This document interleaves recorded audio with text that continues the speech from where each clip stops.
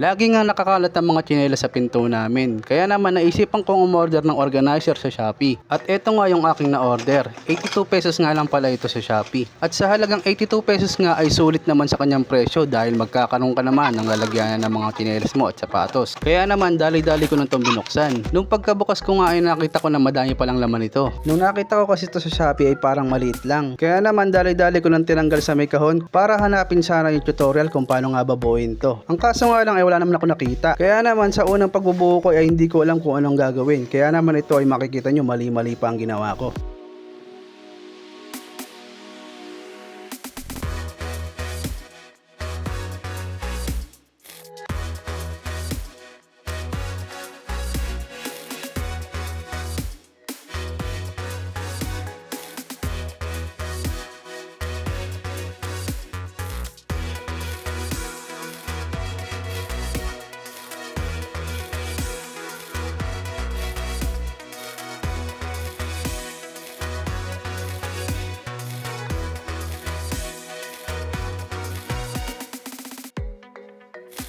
At after nga ng ilang minuto ay natama ko na din ang pagkakabit. Kaya naman pinagpatuloy ko na ito hanggang sa matapos. At habang binubuo ko nga ito ay nag-i-enjoy na din ako. Napakasarap din palang bumili ng mga gantong bagay. Kaya kayo magpabudol na din kayo. Ilalagay ko nga pala sa comment section yung link. Kaya pala 82 pesos lang to dahil naka 70% off. Lalabas nga pala yung voucher na 70% off pag nakalive na yung seller. Inuna ko nga dito yung paglalagay ng tsinelas at isusunod ko na lang yung haligi para dire-diretso.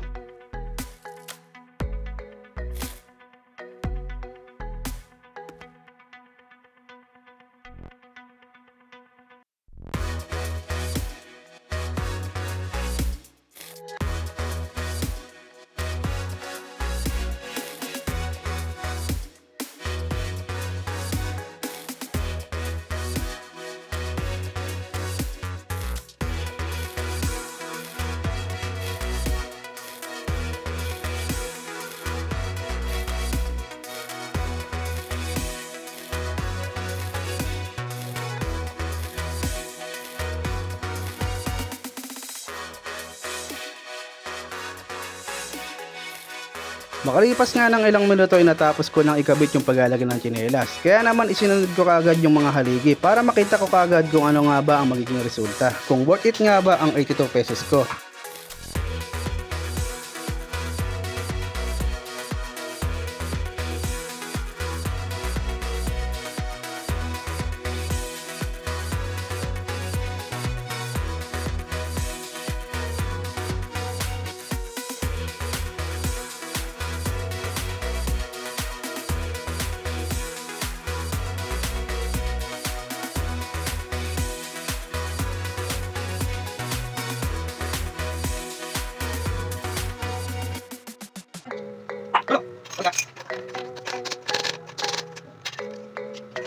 Go.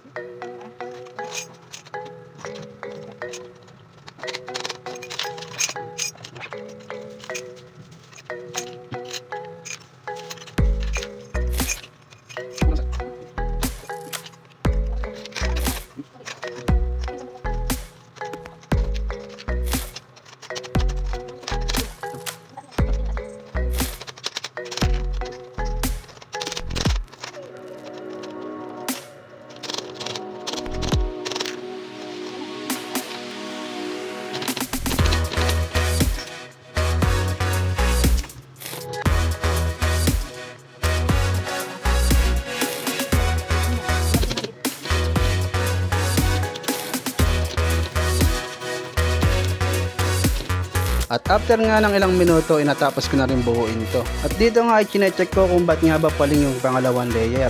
Siguro nga ay mali lang ang pagkakabit ko pero aayusin ko na lang sa susunod na araw. Ang mahalaga ay napakita ko sa inyo kung ano ang itsura nito.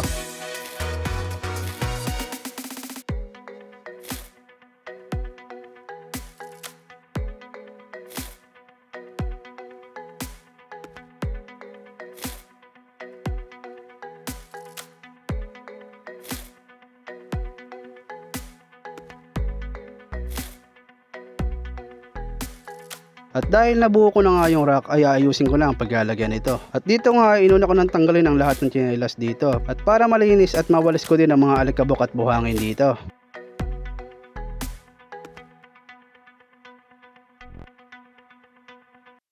At dito nga ay kinuha ko na yung rack at para matansya ko kung gaano ba yung space na kakainin dito.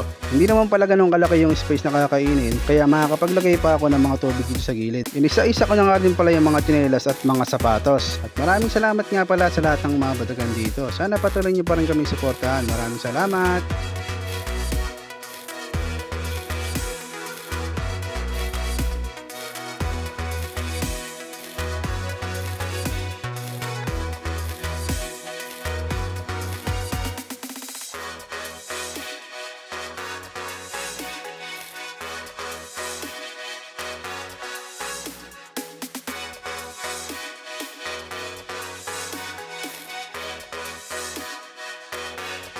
At dito na nga matatapos ang aking vlog at masasabi ko na sulit naman ang 82 pesos dahil makikita nyo na maganda naman ang kinalabasan. Kaya kayo magpabudol na din kayo.